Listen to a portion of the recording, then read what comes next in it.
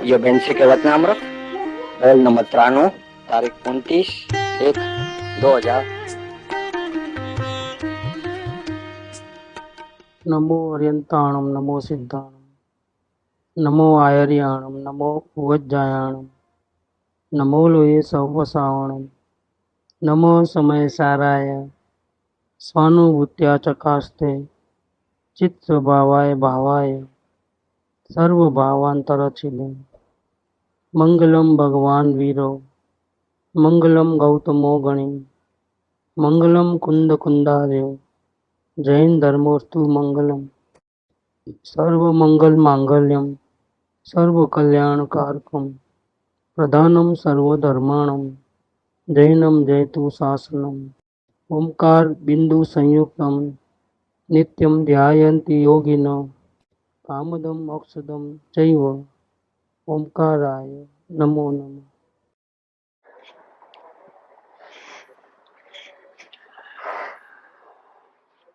जब श्री के वचनामृत 93 एक ही लाइन है। ज्ञानी की दृष्टि द्रव्य सामान्य के ऊपर ही रहती है।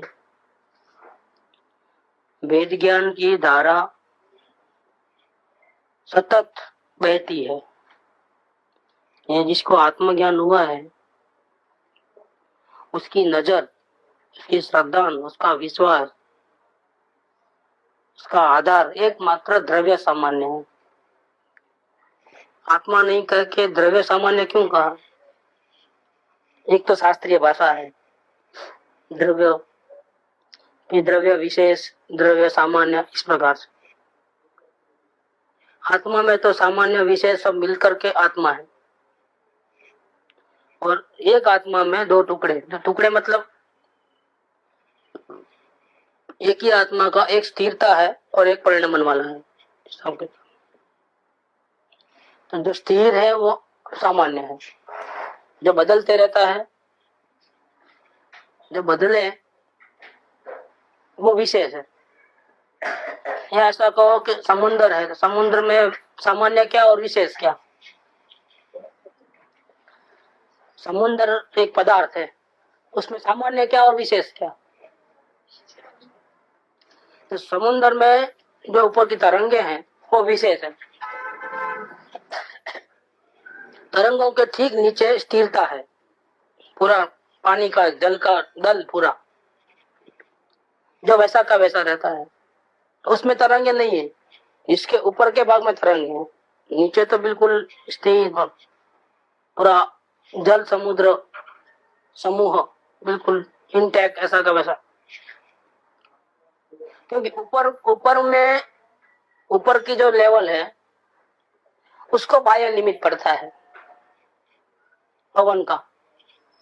पवन जोर से आया तो पानी और जोर से वो चलेगा, पवन जरा शांत हो गया तो पानी मंद मंद चलेगा। लेकिन इस ऊपर के नीचे का जो लेवल है, ऊपर के नीचे वाला जो लेवल, उसको पवन का कोई कांटेक्ट ही नहीं होता है। तो उसको कोई कांटेक्ट नहीं होने से उसमें कोई चल विचलता नहीं है, स्थिरता है, शाश्वतता है, अमरता है। उसमें हेरा फेरी उठा पटक कुछ भी नहीं। तीव्रता, मनता, अनुकूलता, प्रतिकूलता वो नीचे के लेवल में नहीं है, द्रव्य सामान्य में नहीं है।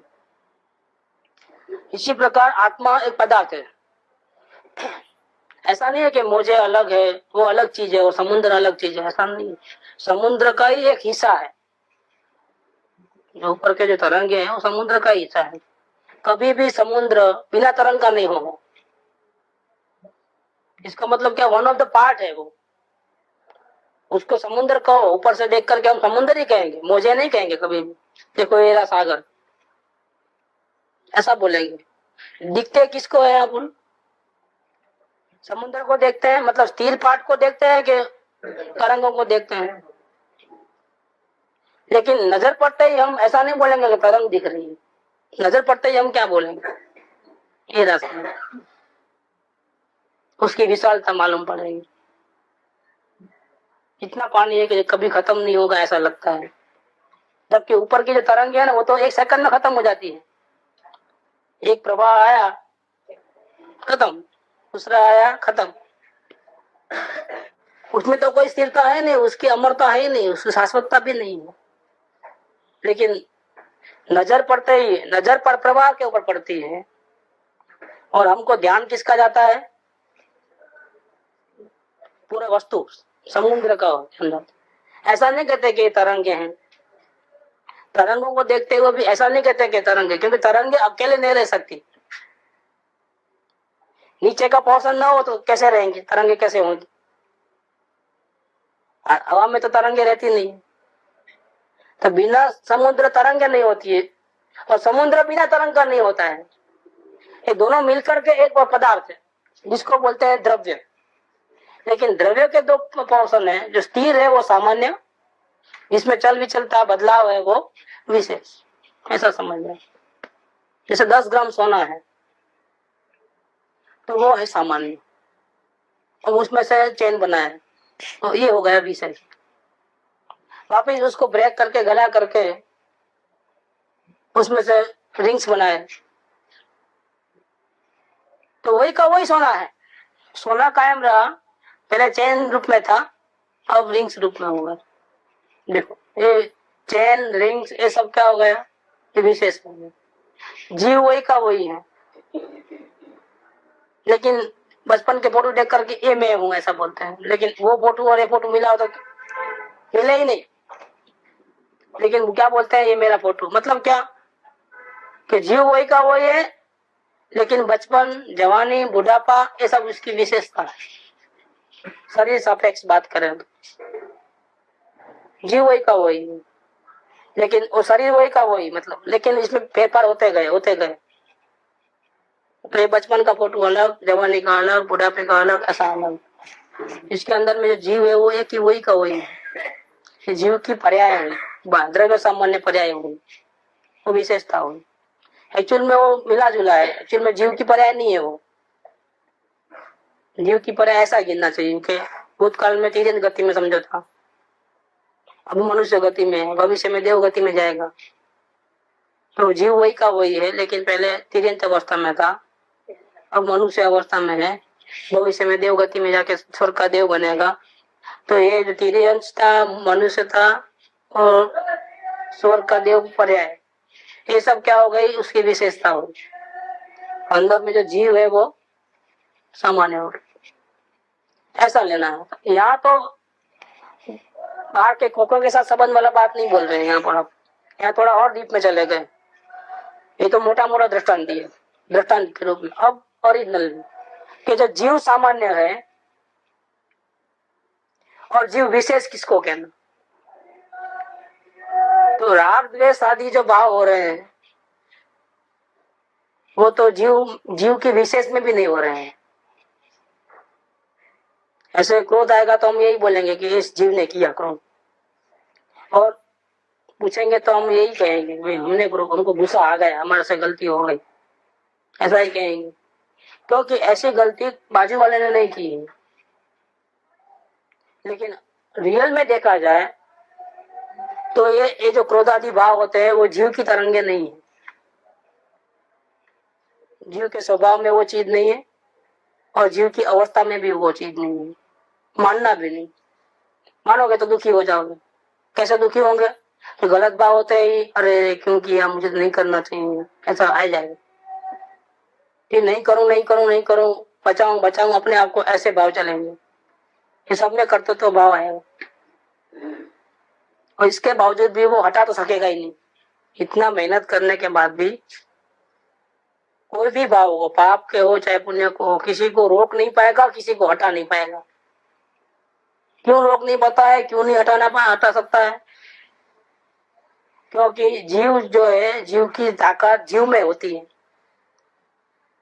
जीव की ताकत आश्रव भाव में नहीं होती है। दोनों तत्व अलग अलग एक ही जगह पे रहते हैं, इसीलिए अपने को लगता है कि एक दूसरे का कोई संबंध है। लेकिन हकीकत में देखा जाए तो क्रोधादि भाव, शुभ अशुभ भाव के ऊपर जीव का कोई कंट्रोल नहीं है। जैसे पड़ोसी का घर पे हमारा कोई अधिकार चलता है क्या? कोई अधिकार नहीं। हम ऐसी भावना कर सकते हैं कि वो डिसिप्लिन में रहे, शांति से रहे। लेकिन अगर रोज झगड़ा करते हो आपस में, तो अपनी बात नहीं मानते हो, तो अपना कोई अधिकार चलता है क्या? नहीं चल। ऐसा इस आत्मा का अपने भावों को देखना जानना होता है, देखना जानना हो सकता है। और जीव ऐसी भावना पा सकता है कि मुझे ऐसी अशांति नहीं चाहिए, क्रोधादि भाव नहीं चाहिए, एक भी भाव नहीं आवे तो अच्छा, जल्दी मोक्ष में जाऊं तो अच्छा, ऐसी भावना भले ही भाव। लेकिन फिर भी अगर रागादि भाव आते हैं पुण्य और पाप के, तो जीव का अधिकार नहीं है कि उसको बंद कर दे। तो ये सिद्धांत है, ये रूल्स है कि एक तत्व जो है दूसरे तत्व में कुछ भी आगे पीछे नहीं कर पाता, उसकी चलती ही नहीं उसमें। जैसे शरीर और आत्मा दोनों एक साथ रहते हैं मरते दम तक, ठीक है। लेकिन आत्मा है वो जानने देखने वाला है, और शरीर है वो उसको जानने देखने का काम नहीं है।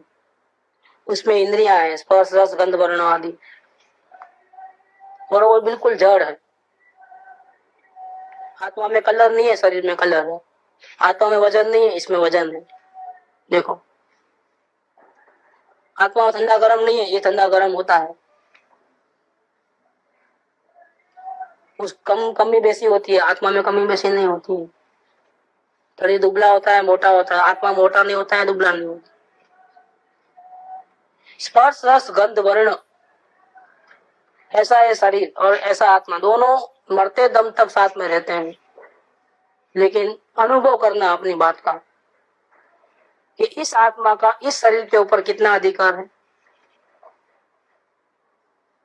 कभी भी अधिकार नहीं है। एनी टाइम बिगड़ सकता है बिना पूछे। और शरीर का आत्मा के ऊपर अधिकार नहीं है। कैसे? अगर शरीर का आत्मा के ऊपर अधिकार होता तो शरीर में खराबी आते ही आत्मा में खराबी आ जानी चाहिए और वो दुखी दुखी हो जाना चाहिए। लेकिन ज्ञानी पुरुष को तो बहुत रोग होते हैं तो भी वो दुखी नहीं होता है, समता भाव में आनंद में रहते हैं। सनत कुमार चक्रवर्ती को 700 साल तक कोढ़ का रोग हुआ था, दुखी नहीं थे। 700 साल के बाद इंद्र आता है कि महाराज आपको इतना तकलीफ हो रही है, मैं आपका दुख नहीं दे सकता हूँ, मेरे पास दवा है, आप कहो तो मैं मिटा दूं। लेकिन मुनि दवा लेते नहीं। बहुत रिक्वेस्ट किया तो उसको बोले कि एक काम करो, ये जो रोग है वो मेरे पूर्व कर्मों के कारण से है। क्या? अब जब तक पूर्व कर्म रहेंगे तब तक रहेगा। अगर तुम्हारे पास ऐसा कुछ हो कि मेरा पूर्व कर्मों को मेट सकते हो, तो मैं तो ये चाहता हूँ, मैं तो कर्मों की निजरा चाहता हूँ। अगर तुम्हारे में ताकत है तो वो कर्म। बाकी ये तो इसका तो क्या, इसकी दवा तो मेरे पास भी है। तो तपस्या से इतनी रुद्धि प्रकट हो गई थी कि थूक लगाया तो हाथ में से जो निकल गया 1 सेकंड में, थूक लगाने से। इसका मैं क्या करूं, ये तो मेरी चीज नहीं है। ये अच्छी रहे तो भी क्या, बुरी रहे तो भी क्या। देखो, शरीर में कोढ़ का भयंकर रोग 700 साल से है, लेकिन मिटाने का भाव मुनियाद को नहीं है। क्यों नहीं है? क्योंकि ये इसमें खराबी आने से आत्मा में खराबी नहीं आती है। इसको अपना मानने से आत्मा में खराबी आती है, मतलब दुखी सुखी होना होता है। ये अपना है ही नहीं। तो साथ में रहते हैं, लेकिन जीव का अधिकार न शरीर के ऊपर है, न शरीर का अधिकार जीव के ऊपर है। इसी प्रकार से अपनी बात चल रही है कि द्रव्य सामान्य किसको कहना। मैं उस वहां तक पहुंचाना चाहता हूँ कि द्रव्य सामान्य में हम भी एक आत्मा है, हम भी एक वस्तु है। तो हमारा जो ओरिजिनल, हम शाश्वत रहने वाले हैं, हमेशा अनंत गुणों का गोदाम, एक रूप झूठ, वो तो सामान्य है जो स्थिर। जहां भी जाएंगे, कोई भी गति में जाएंगे तो वो हम साथ में ही लेके जाएंगे अपनी पूरी संपत्ति को। धन दौलत यहाँ रह जाएगी, शरीर यहाँ रह जाएगा, लेकिन अपनी जो अंदर की संपत्ति है, अनंत ज्ञान, अनंत आनंद, अनंत शक्तियां, ये सब साथ में जाएंगे। क्योंकि इसके बिना तो आत्मा रह नहीं सकता है। शक्कर के बिना, मीठापन के बिना शक्कर रह नहीं सकती। जहां शक्कर होगी वहां मीठापन होगा ही होगा। इस डब्बे में से इस डब्बे में डाल दिए तो थोड़ी शक्कर तो आ गई, लेकिन मीठापन वहीं रह गया वो डब्बे में। पॉसिबल नहीं है। जहाँ वस्तु जाएगी वहां उसकी पूरे गुण संपत्ति को साथ में लेकर के जाओ, क्योंकि गुणों का समूह वही वस्तु है। कि नहीं, शक्कर तो इधर लेके आए, मीठापन भी इधर आया, लेकिन शक्कर का सफेद पना था वो उस डब्बे में ही रह गया। नहीं हो सकता है ऐसा। ऐसे आत्मा की जो ओरिजिनल संपत्ति है, ये डुप्लीकेट अपन मान के रखे, धन दौलत बंगला मोटर गाड़ी, वो तो अपना है ही नहीं। ये शरीर वो अपना नहीं है, तो वो तो छूटने वाला है, यहाँ ही लेके जाने वाला है। जो अंदर की जो चीज है, जो अंदर में पड़ी है, वो कहीं भी जाएंगे तो साथ में। तो इसका नाम है द्रव्य सामान्य। और द्रव्य सामान्य का विशेष क्या? तो विशेष के अंदर ये जो राग द्वेष के जो भाव है वो विशेष में है, लेकिन यहाँ ये भी मना करता है, ये विशेष में नहीं गिन, क्योंकि तत्व अलग हो गए। ये जीव तत्व हुआ, वो आश्रव तत्व है। इसीलिए अवलोकन के शास्त्र की भाषा नहीं समझा, आज थोड़ी बहुत बात निकली है। अवलोकन में कभी हमने ऐसा नहीं कहा कि क्रोध को हटा दो, क्रोध को आने मत देना और बहुत पछतावा करो। क्रोध आया तो माफी मांग लेना, जिसके ऊपर क्रोध आया उस पर जाकर के क्षमा मांग लेना, दोबारा क्रोध नहीं हो उसका बराबर ध्यान रखना, ऐसा हमने कभी नहीं कहा, क्योंकि सिद्धांत नहीं है ऐसा। हम जीव तत्व है और क्रोधादि भाव है, आश्रव तत्व है, तो हमारा उसके ऊपर कोई अधिकार नहीं है। अधिकार नहीं है और अधिकार करने जाएंगे तो क्या होगा? वो तो अपनी बात सुनने नहीं, तो हम क्या होगा? फिर हम दुखी हो जाएंगे। कभी कभी गलती कर बैठते हैं कि कोई भाव आते हैं बुरे भाव, तो अरे मुझे तो नहीं आना चाहिए था, पछतावा करते हैं। नुकसान किसको होता है? अपने को। क्या कैसे नुकसान हुआ कि भूतकाल के रोने धोने में वर्तमान बिगाड़ लिए, वर्तमान की साधना रुक गई देखने वाली।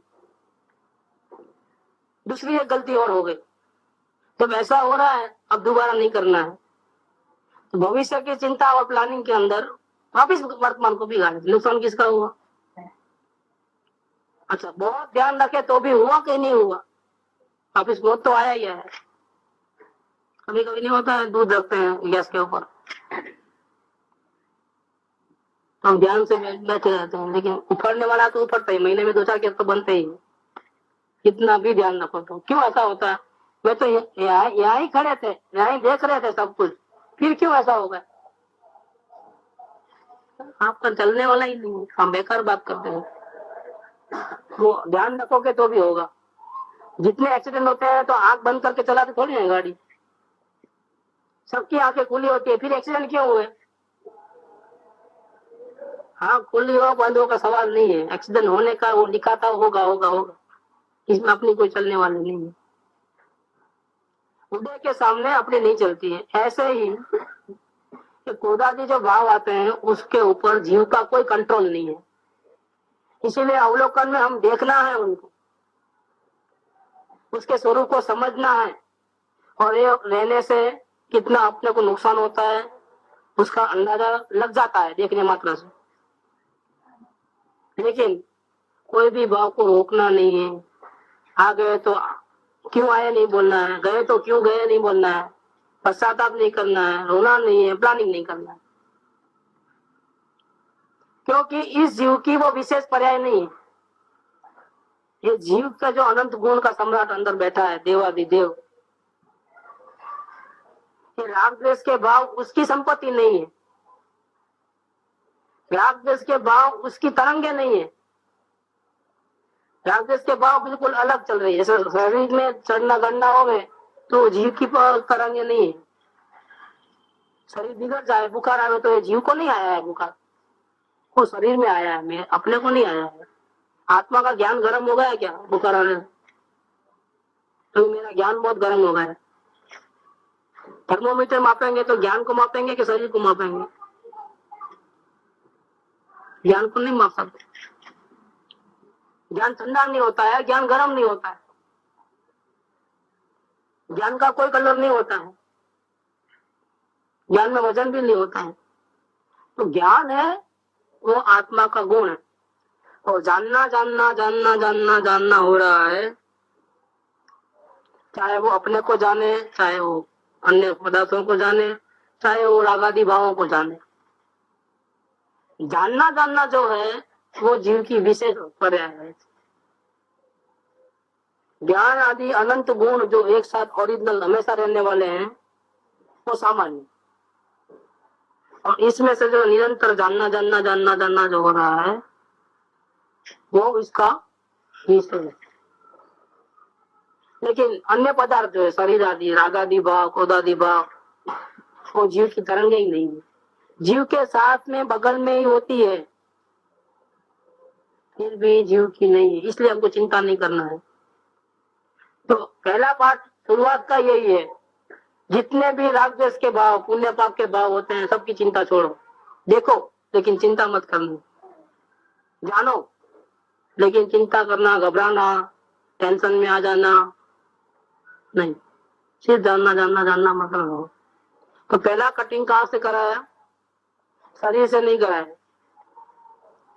पैसा तेरा नहीं है, घर तेरा नहीं है, कुटुंब परिवार तेरा नहीं है, ऐसा नहीं। सबसे पहली कटिंग कहाँ से कराई? साधना में सबसे पहले किससे कटिंग कराया? भावों से कटिंग कराया। भाव, क्योंकि भाव अपनी तरंगे नहीं है मालूम पड़ गया तो 99% बोझा उतर गया। क्या? क्योंकि ये जो क्रोधादि भाव मेरे नहीं है, जो जो मेरी अवस्था में हो रहे हैं वो मेरे नहीं है, तो फिर अन्य पदार्थ कैसे मेरे हो सकते हैं? हो ही नहीं सकते। पूरी लाइन कट गई एक साथ, सबसे भिन्न पना हो गया। तो यहाँ कहते हैं कि सामान्य तत्व है वो शाश्वत रहने वाला है, और विशेष तत्व क्या? आत्मा का। तो विशेष तत्व रागादि भावों को नहीं लेना, शुरुआत से नहीं लेना। आत्मा का विशेष तत्व है जानना जानना जानना जानना जानना, ये इसका विशेष तत्व है। ठीक है, अब सामान्य विशेष पकड़ लिए, ख्याल में आया। अब देखो, जिसको आत्मा ज्ञान हुआ है उसकी नजर किस पे रहती है? जो जिसको आत्मज्ञान हुआ है, जो ज्ञानी है, उसकी नजर किस पे रहती है? रागादि भावों पे रहती है। जानना जानना जानना जानना ऐसा करके मैं जानूं, मैं देखूं, इस प्रकार से उसके ऊपर रहती है कि सामान्य तत्व जो है, जो परमात्मा है, उसके ऊपर रहती है।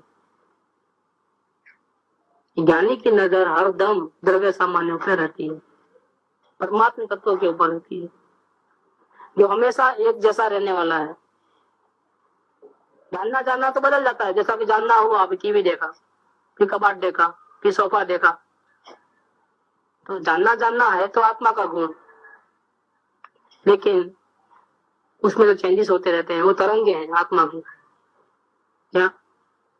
कभी वही पलट करके आत्मा को देख लेगा, किरण निकलता, वापिस ऊपर वहां से निकलेगी, वापिस टीवी देखेगा।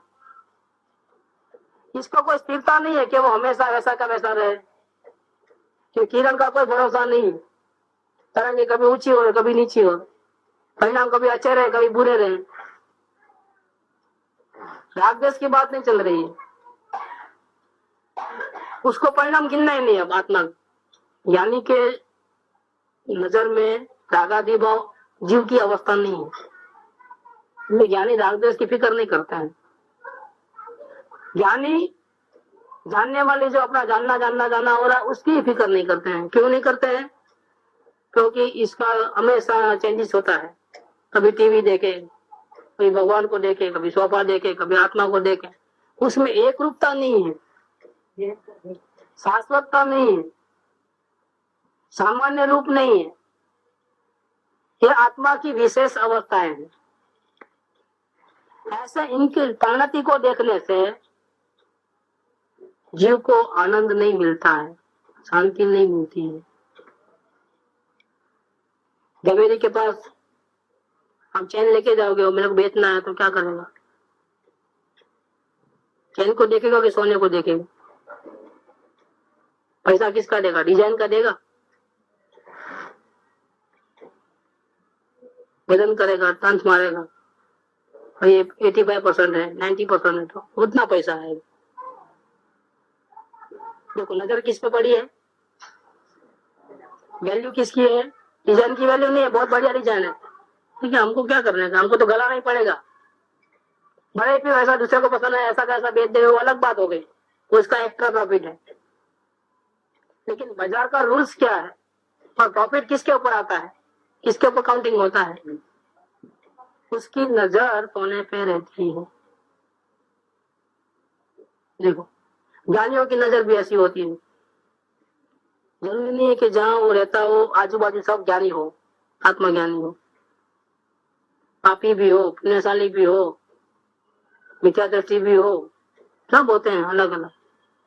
लेकिन ज्ञानी को क्या देखना होता है, वो मेरे जैसा ही भगवान आत्मा है, उसकी अवस्था को नहीं देखते, उसके दोषों को नहीं देखते हैं, देखते ही उनको तकलीफ नहीं होती है किसी प्रकार, उसको करुणा जरूर होती है। अगर कोई जीव गलती करता है, दोष करता है, तो ज्ञानी की नजर तो उसके मूल स्वरूप के ऊपर रहती है कि ये भी मेरे जैसा भगवान आत्मा है, परमात्मा है। लेकिन देखो वो अपने आप को भूल करके मनुष्य जन्म में आत्मा की साधना नहीं कर करके कितना टेढ़ा चल रहा है, कैसे उल्टी एक्टिविटी कर रहा है, संसार में फंसने वाली। बेचारा कहाँ जाएगा, आंख बंद होने के बाद वो कहाँ जाएगा, बहुत दुख भोगेगा बेचारा, इसको कौन बचाएगा। ऐसी करुणा होती है, लेकिन इस जीव के प्रति द्वेष भाव, तिरस्कार बुद्धि नहीं रहती है। इसका कारण क्या है कि ज्ञानी सभी जीवों के अंदर के आत्मा को देखते हैं, उसकी शक्ति को देखते हैं, सामान्य की दृष्टि है उस, इसीलिए वो किसी का तिरस्कार नहीं करते। किसी को गलती देखते हैं तो तिरस्कार नहीं, गाली देने वाले के प्रति भी क्षमा भाव रहता है उनका। क्यों क्यों क्षमा भाव रहता है, माफ करने का भाव नहीं है वहां पर, नहीं अब जान दो, कौन झगड़ा पड़ेगा, पंचायत करेगा, ऐसा नहीं है। वो भी मेरे जैसा आत्मा है, द्रव्य सामान्य उसका ऐसा है, और वर्तमान में जो वो गलती कर रहा है उसका फल तो किसको भोगना है, मेरे को तो भोगना नहीं। सामान्य पे नजर जाते ही ऑटोमेटिक अंदर से क्षमा भाव आ जाता है, झगड़ा पंचायत होता नहीं है। झगड़ा पंचायत नहीं करना है, इस भाव से शांत नहीं बैठा है, आप समझना आधार क्या है। लेकिन इसको कुछ बोलेंगे तो और पंचायत बढ़ जाएगी, इसीलिए शांत बैठना है, वो बात नहीं है। नजर जो है सामान्य के ऊपर चले गई, उसमें भी वो गलती करने वाले में भी उसमें उसको आत्मा देखता है। लेकिन बेचारा अज्ञान के कारण अपना ही बुरा करता है, ऐसा करके करुणा भाव आएगा, तिरस्कार बुद्धि नहीं होगी, तो क्षमा भाव, इसको बोलते हैं द्रव्य सामान्य। सामान्य के लक्ष्य से क्षमा भाव अपने आप आता है, कोशिश नहीं करनी पड़ती है माफ करने की। क्या सामान्य के लक्ष्य से ऑटोमेटिकली गुस्सा आपको होगा ही नहीं उसके सामने वाले को।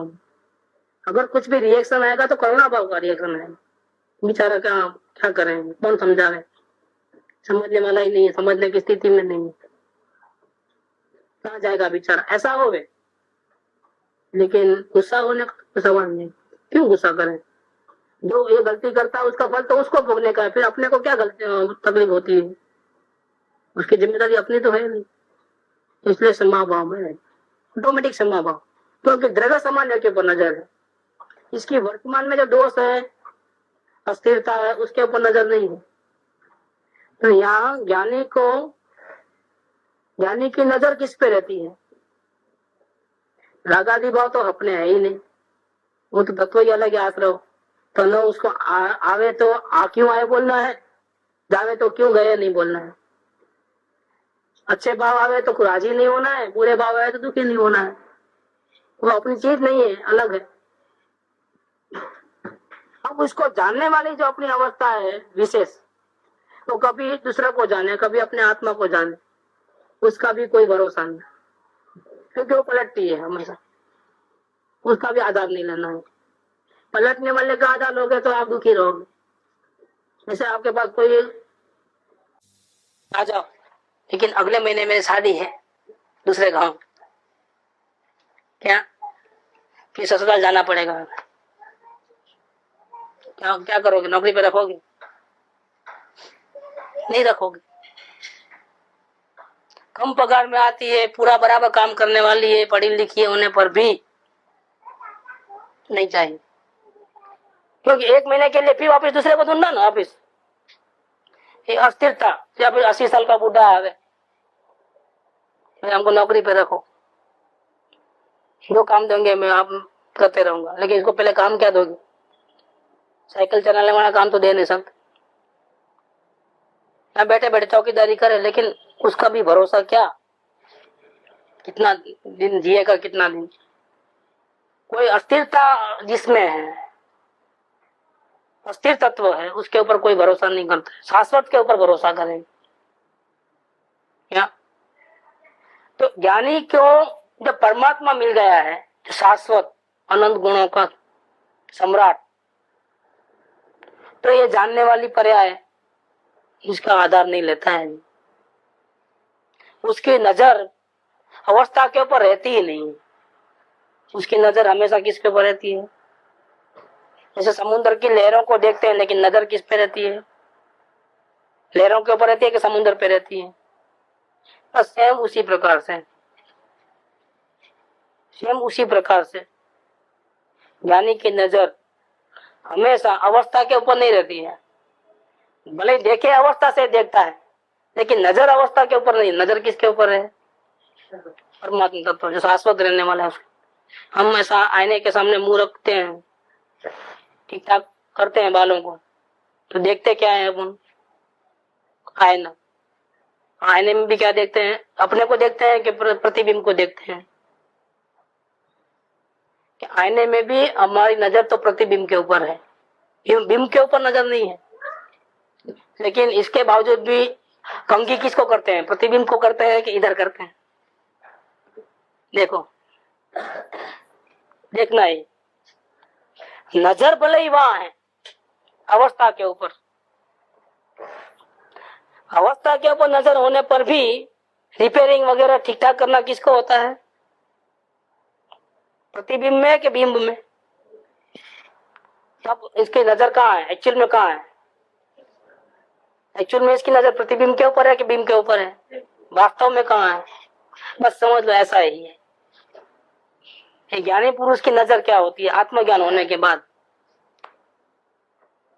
आत्मज्ञान होने के बाद उसकी नजर अनुकूलता प्रतिकूलता वाले संयोगों के ऊपर नहीं रहती है, राग द्वेष के पुण्य पाप के भावों के ऊपर नहीं रहती।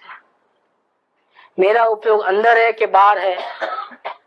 क्या बाहर गया तो गलती है, अंदर ही रहना चाहिए, ऐसा उपयोग के ऊपर नजर उसकी नहीं है। देखो,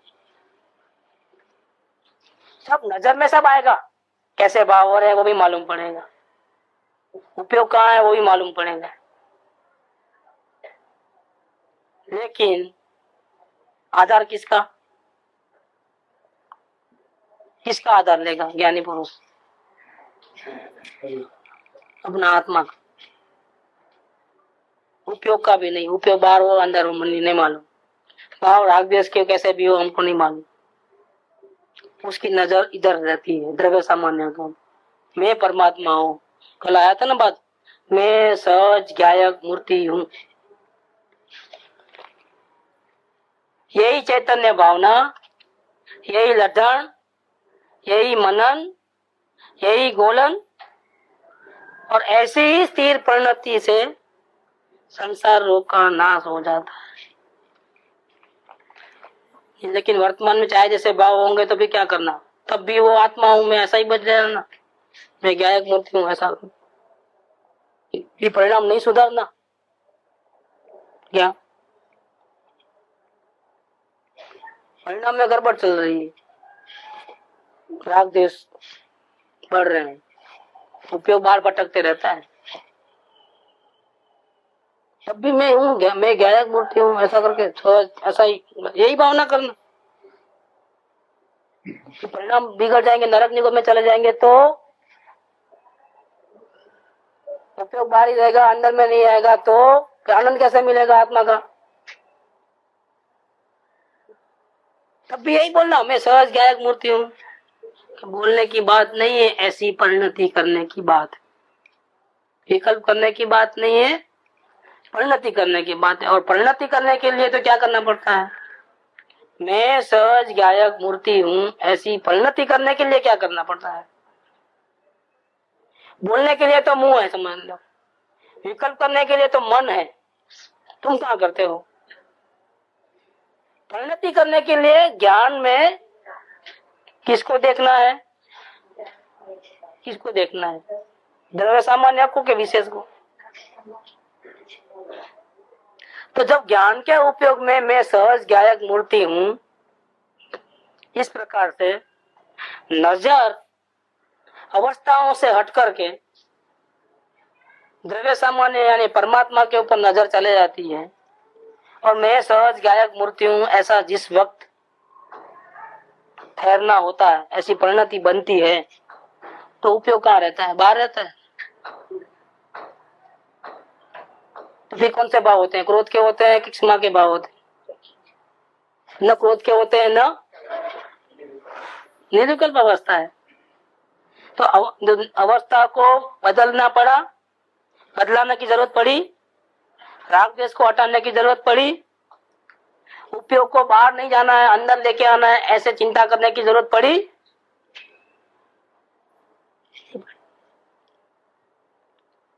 क्यों नहीं पड़ी? क्योंकि आधार हमने द्रव्य सामान्य का लिया,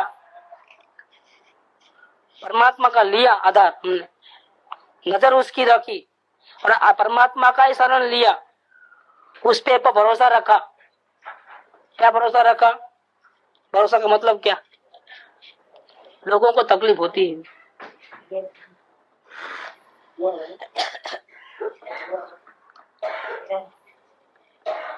लोगों को ये भी तकलीफ होती है। तो परिणाम में जब उथल पथल मची हुई है, उपयोग बार भटकता है, और मैं सहज गायक मूर्ति हूं करके द्रव्य सामान्य का आधार लूंगा, तो परिणाम का सुधारा कैसे होगा? क्या? ये एक उलझन है, ये उलझन है। इसका मतलब ये है कि उसको द्रव्य सामान्य के ऊपर नजर रखने का जो फायदा होता है,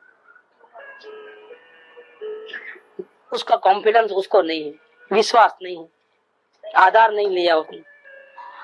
उसकी नजर अभी भी परिणाम को सुधारने पे पड़ी है। क्या? उसकी नजर वैसी घूम रही है। तो परिणाम को चेंज करो। राग द्वेष के परिणाम अच्छे नहीं, शांत परिणाम होने चाहिए। उपयोग बाहर नहीं रहना चाहिए, उपयोग आत्मा में रहना चाहिए। ये आधार किसका लिया? उसने द्रव्य सामान्य का आधार लिया कि पर्याय का आधार लिया? हो गई बात। फिर उसके द्रव्य सामान्य का विश्वास नहीं रहा। ज्ञानी पुरुष ऐसा गलती नहीं करते। जिसको आत्मा का आधार मिल गया है, मैं ये बोलना चाहती हूँ, ज्ञानी पुरुष ऐसा नहीं करते। उनकी वेद ज्ञान के द्वारा निरंतर सफर चालू रहती। तो कैसी भी अनुकूल परिस्थिति हो या प्रतिकूल परिस्थिति हो, उनकी वेद ज्ञान की धारा चालू होने से वो बाहर में कुछ चेंजेस करने की कोशिश नहीं। ठीक ठीक बात बोलो। ना करते हैं पुरुषार्थ का, तो उसको जो है वो तो पर्याय से ही होती है भावना। कार्य पूरा पर्याय में होता है, कार्य पूरा पर्याय, क्योंकि वो तो स्थिर है ना। हाँ। समुद्र जो है, जैसे अंदर का नीचे का पोर्शन बिल्कुल स्थिर है, इसमें तो कोई हलचल नहीं है। तो द्रव्य सामान्य भावना नहीं करेगा, द्रव्य सामान्य भावना भी नहीं करेगा। अच्छा, भावना करने वाली कौन? वर्तमान अवस्था। हाँ, विशेष ज्ञान। विशेष ज्ञान है वो जो भी अपना भावना करता है वो, हाँ, वही भावना करता है, वही उपयोग बाहर से हटा करके वही उपयोग आत्मा में ले जाता है। सब कार्य कौन करता है? द्रव्य विशेष। समझ में? और आनंद किसको मिलता है? सामान्य को मिलता है कि विशेष को मिलता है? हाँ, सामान्य जो है हाँ, अपनी जगह से हिला ही नहीं, हाँ, उसको जरूरत नहीं है आनंद की। भी नहीं है। वो आनंद भरा है, समुद्र है, उसको क्या जरूरत है? तो वो जो है हम लोग को जो पूरा अपनी दृष्टि है सामान्य के ऊपर रखना है, और उसी को हम लोग को पकड़ के बैठना है। जब मैं ही उस द्रव्य सामान्य हूँ, तो उस वक्त जो भी पुरुषार्थ होता है ऑटोमेटिक है। ऑटोमेटिक उसका ही होना है, उसके लिए हम लोग को पर्याय को देखना नहीं है। हाँ होता है ना, पुरुषा तो द्रव्य सामान्य को पकड़ लिया, उसका आधार लिया, उस पे भरोसा किया और पर्यायों की चिंता छोड़ दी कि उपयोग बाहर है कि अंदर है, राग द्वेष को मिटाना कि नहीं मिटाना वो भी चिंता छोड़ दी, सारी दुनिया की चिंता छोड़ दी और एक अपने परमात्मा के आधार पे आ गए जब, तो पुरुषार्थ ऑटोमेटिक हुआ कि नहीं हुआ? शांति मिला ऑटोमेटिक कि नहीं मिला? कि शांति को लाने के लिए कुछ करना पड़ा? ये बात कहना है। लेकिन भूसा ऐसा भरा हुआ है कि परिणाम मेरे इतने बिगड़े हुए हैं, मैं इतना पामर हूं, अभी मेरा कोई ठिकाना नहीं है और मैं ऐसा करके बैठ जाऊंगा कि मैं तो भगवान आत्मा हूं, तो परिणाम का क्या होगा? उपयोग वहां बाहर भटकता है और मैं बोलूं कि मैं भगवान आत्मा हूं, तो उपयोग अंदर में आएगा कैसे? भैया तुम भगवान आत्मा हो ऐसा बोलते हो, तुम भगवान आत्मा हो ऐसा विकल्प करते हो, तुम भगवान आत्मा को देखते नहीं हो क्या? देखोगे तो उपयोग कहाँ रहेगा? फिर तब सवाल कहाँ रहेगा कि मेरे परिणाम बिगड़ जाएंगे? तो ये बात ही कहाँ रही? फिर तो ये सवाल ही कहाँ रहा? जब तुम भगवान आत्मा हो ऐसा देखते हो अपने आप को, तब उपयोग बाहर कहाँ है? उपयोग तो अंदर चले गया। उपयोग को भी नहीं देखता है उस वक्त। उपयोग किसको देखता है? द्रव्य सामान्य को देखता। उपयोग तो द्रव्य सामान्य को देखता है उस वक्त, और आनंद अपने आप आ रहा है, शांति अपने आप मिल रही है, राग द्वेष अपने आप निकल गए। जो तुम करना चाहते थे, वो तेरी कामनाएं थी मुक्ति की, वो तो सब अपने आप घटित हो रहा है। लेकिन तुम ये बोलते हो कि मुझे मुक्ति नहीं मिलेगी तो, मुझे समय दर्शन नहीं होगा तो, विकल्प नहीं हटेंगे तो, उपयोग बाहर रह जाएगा तो, ऐसा करके तुम फिक्र किसकी करते हो? परिणामों की, और नजर द्रव्य पर नहीं रखते हो। हाँ मेरे को जाना है, आत्मा को देखना है, लेकिन फिर इसका सबका क्या? परिणाम का क्या? चलो हम कुटुंब परिवार की चिंता न करें, धन दौलत की चिंता न करें, शरीर की चिंता छोड़ दें, क्या वो बात क्या आ गई फिर वापस कि कुछ करूं तो होगा? ये जो आनंदी का अभ्यास है फिर वापस वो यहाँ पर दोहरा, यहाँ पर आ गए। करके आने पर भी फिर वो यही हम कुटुंब परिवार की चिंता नहीं करना चाहते, वो तो छोड़ दिया हमने। धन दौलत की चिंता छोड़ दी, शरीर की चिंता छोड़ दी, लेकिन आत्मा को देखना है, आधार लेना है परमात्मा का, तो उपयोग को तो अंदर रखना पड़ेगा कि नहीं रखना पड़ेगा? क्या पंचायत है? पूरा पूरी आ गई है। इतना भी नहीं करना क्या? तो फिर उपयोग बाहर रहेगा तो होगा आत्मा का दर्शन। क्या बोलता है वो? उसकी आर्ग्यूमेंट क्या है कि मेरा उपयोग बाहर रहेगा तो क्या आत्मा का दर्शन होगा? नहीं होगा। तो फिर मेरे को उपयोग तो लाना पड़ेगा कि नहीं लाना पड़ेगा अंदर? ये इतने सारे विकल्प आ रहे हैं, तो विकल्प भी चलते रहे और आत्मा का दर्शन होगा ऐसा?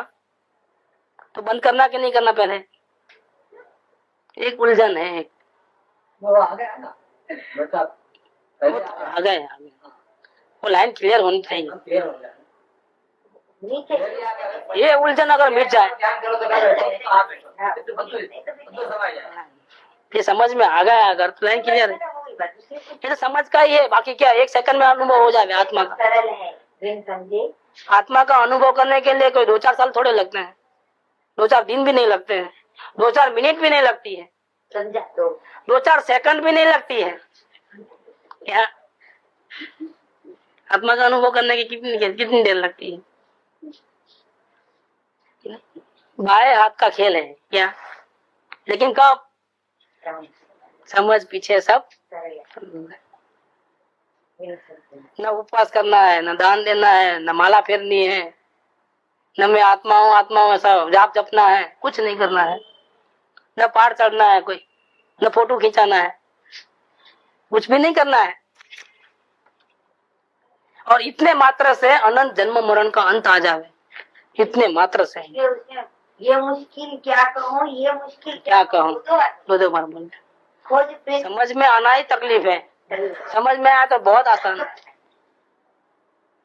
खोज पिंड ब्रह्मांड का पता तो लग जाए, यही ब्रह्मांडी वासना जब जावे। जब जागेंगे आत्मा तब लागेगा रंग, तब उसका रंग में रंगाई जाने रंग में क्या, तब रंग लगेगा आत्मा का। क्या वाह, जगत का सर्वोत्कृष्ट पदार्थ में हूं। क्या अपने को पामर मान के बैठा था, भगवान होकर के भी पता ही नहीं था, भगवान होने पर भी अपने को क्या माना था, पामर मान के बैठा था और जहां तहां भीख मांगता।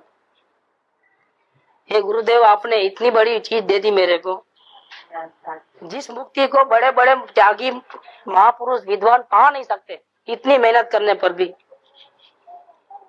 उस मुक्ति को आपके इन सरल वचनों ने इतना आसान कर दिया। क्या मुक्ति इतनी सस्ती हो गई है क्या, शाकभाजी के साथ बिकती है क्या? अनंत काल तक तपस्या करे, उपवास आदि करे, करोड़ों सालों का तपस्या मुनि पद, तो भी न मिले वो जो मुक्ति, पूरे शास्त्र कंठस्थ कर ले तो भी न मिले जो मुक्ति, वो मुक्ति आपके वचन मात्र से इतना सस्ता हो गया कि एकदम मिल गई। क्या मैं भगवान होने वाला हूँ, क्या मैं मुक्त होने वाला हूँ? वो आपने चला था ना बांदरी में 17 नंबर का, बहुत सुंदर। ये गुरु है, आपका ही प्रताप है, क्योंकि आपके शब्दों ने मुक्ति को यहाँ रख दिया है, यहाँ रख दिया है हथेली में। अब मुझे मोक्ष भी नहीं चाहिए, क्योंकि मिल गया, अब क्या चाहिए? अब मुझे चिंता नहीं है मुक्ति की, मुक्ति की चिंता नहीं है तो आत्मा के अनुभव की चिंता कहाँ रहेगी? अब उपयोग बाहर हो चाहे अंदर हो, मुझे मुक्ति मिल गई, मतलब मुझे परमात्मा मिल गया। हम तो मुक्ति को आना है तो आए, पर्याय को ध्यान करना है तो करे, मैं किसका ध्यान करूं? कैसा हो गया, बादशाह हो गया, अब फिक्र सब गई। आत्मा का ध्यान करने के लिए उपयोग अंदर रखना पड़ेगा। ऐसा जो भूसा घुस गया था वो भूसा भी निकल गया। राग देश का भूसा तो कब की खत्म हो गया, उसका तो मामला ही दूर हो गया, उसका तो भूसा ही निकल गया, वो तो है ही नहीं अपनी चीज।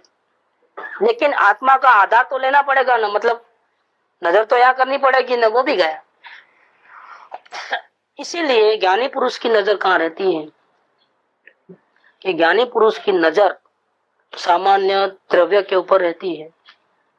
जानने वाला उपयोग वो अंदर है कि बाहर है, और राग द्वेष के जो भाव जो अपने एरिया में ही नहीं होते हैं, पाप पुण्य के भाव उसके ऊपर तो रहती ही नहीं है, लेकिन उपयोग के ऊपर भी नहीं रहती है कि मैं किसको देख रहा हूँ, इधर की इधर। उसकी नजर एक ही जगह रहती है। जैसा मैं अंदर में परमात्मा बैठा हूँ, उसके ऊपर नजर रहती है। तो क्या होता है जब ऐसा हो रहा है, तो क्या होता है,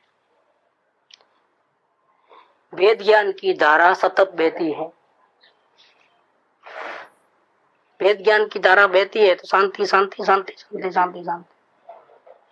वेद ज्ञान माने क्या, अलग अलग देखो, मिक्स नहीं मानना, अलग अलग मानना। तारी भूल एटलीस्ट કે અન્યને પોતાનું માનવું અને પોતે પોતાને। लेकिन वेद ज्ञान की धारा चलती है तो पराये को पराया मानना हो रहा है, अपने को अपना मानना हो रहा है। तो पराये का पराया मानना हुआ, पार्टनरशिप क्लोज हो गई, तो वो जीवे चाहे मरे, कौन पार्टनर, हो गई चिंता खत्म। उसका जो होने वाला सो हमको क्या करने का, वो तो अलग हो गया ना, हिसाब किताब हो गया, वो फिनिश। वो उसके घर में, मैं मेरे घर में, चिंता गई। ऐसे द्रव्य सामान्य के ऊपर नजर रखने से न बाहर के संयोगों की चिंता रही, न अंदर में जो राग देश के भाव हो रहे हैं बगल में उसकी चिंता रही, न उपयोग को बाहर नहीं लेके जाऊं, अंदर लेके रख। ऐसा जो सूक्ष्म कर्तव्य जिसको बोलते हैं प्रयास, वो भी छूट गए। इसीलिए ज्ञानी ध्यान नहीं करते, ध्यान हो जाता है।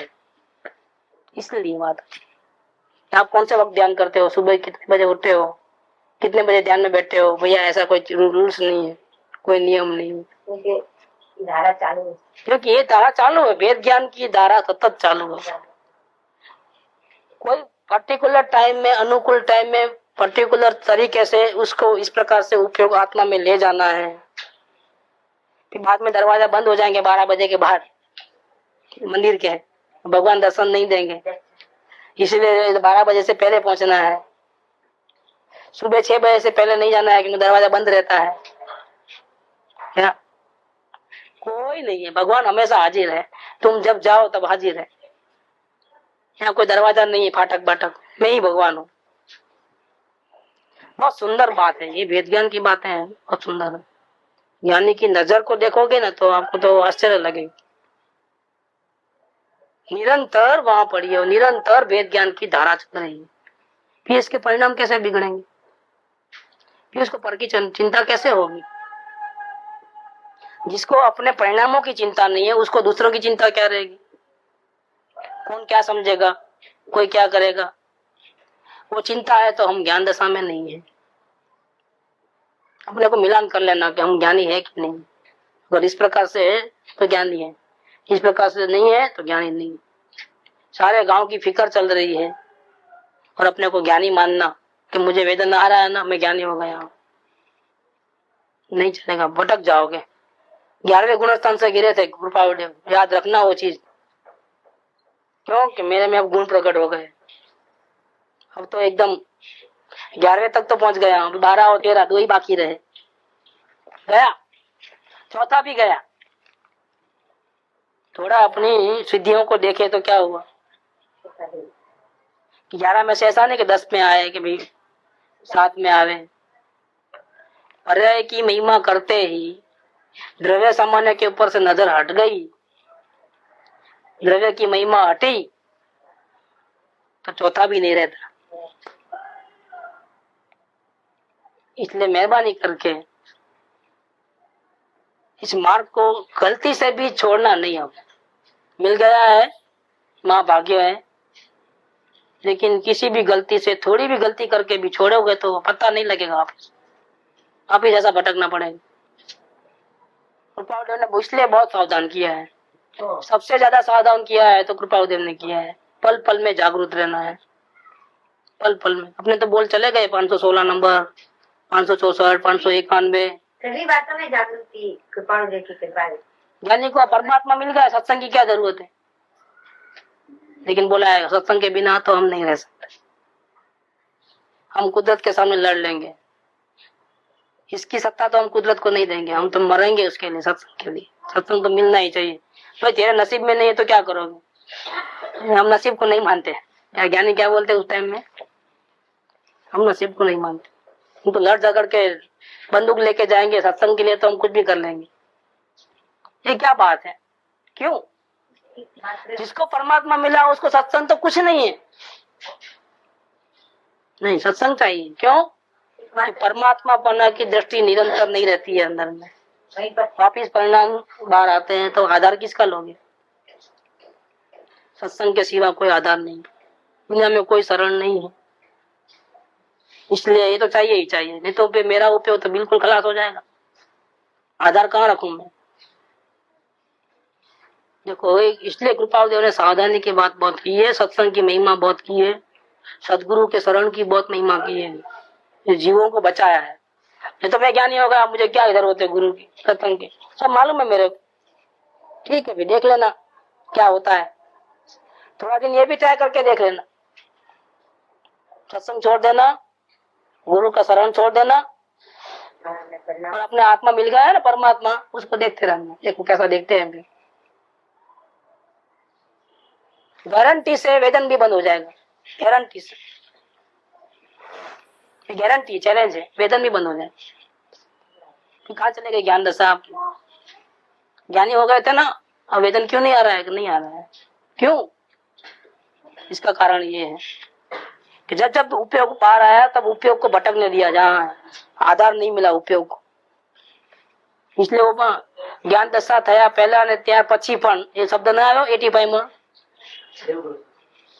देवगुरु शास्त्री की महिमा और स्वाध्याय आदि तो निरंतर होते हैं, करने नहीं पड़ते हैं, होते हैं। बहुत सुंदर बात, बस यही कृपाल ने हर जगह लिखी है, माता जी के वचन में भी आती है बात। सुख धाम अनंत सुसंत चही, दिन रात रहे तद ध्यान मही, प्रशांति अनंत सुधामय जे प्रणमु पद तेवर तेज